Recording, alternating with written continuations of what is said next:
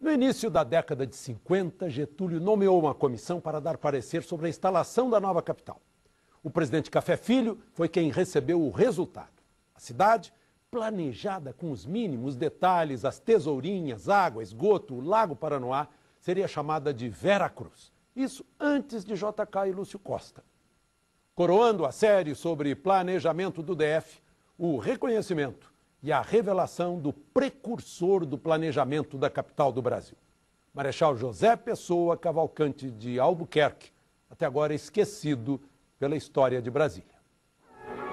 Bem ao centro, como já havia demarcado a Missão Cruz no fim do século XIX, um quadrilátero dentro de Goiás indicava as distâncias até as capitais estaduais. O Marechal José Pessoa batizou o que seria a futura capital de Vera Cruz.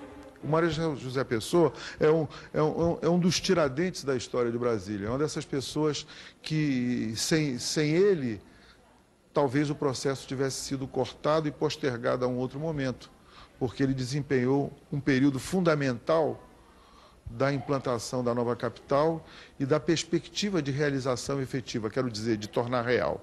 Antes de Lúcio Costa ganhar qualquer concurso, antes mesmo de Oscar Niemeyer desenhar as cúpulas do Congresso Nacional, o Marechal José Pessoa concluiu um estudo minucioso quando o Café Filho era o presidente em exercício. O Marechal José Pessoa criou, por exemplo, a rede de esgoto da nova capital. Foi ele quem programou que a água viria do São Bartolomeu e a energia do Rio Corumbá. O Marechal José Pessoa também desenhou rodovias, ferrovias e fez todos os orçamentos. Quando o JK decidiu construir Brasília, os alicerces todos já existiam. O Marechal José Pessoa traçou esse esboço, um desenho da nova capital Vera Cruz. Quadras residenciais alinhadas desse jeito, nos cruzamentos, tesourinhas.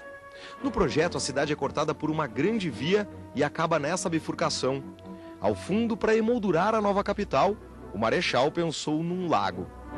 Tudo isso pode até parecer uma grande coincidência, mas o projeto do Marechal José Pessoa é como se fosse o rascunho do trabalho final apresentado por Lúcio Costa anos depois. Cláudio Queiroz, arquiteto e professor de projetos da UNB, diz que as influências e as referências dos dois eram parecidas, e isso pode justificar a semelhança dos projetos. De qualquer forma, o Marechal José Pessoa foi apagado dessa história injustamente.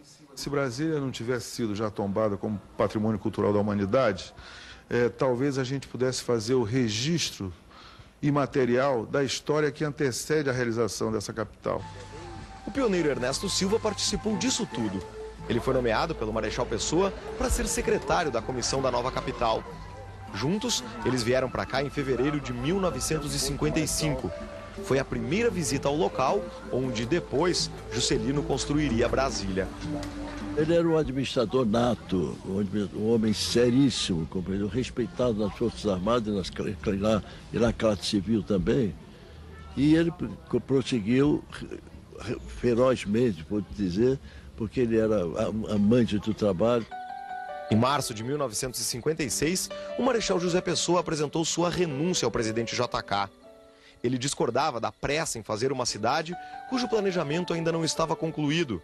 José Pessoa escreveu: como pensar na venda de lotes se ainda não foi aprovado o projeto urbanístico da cidade?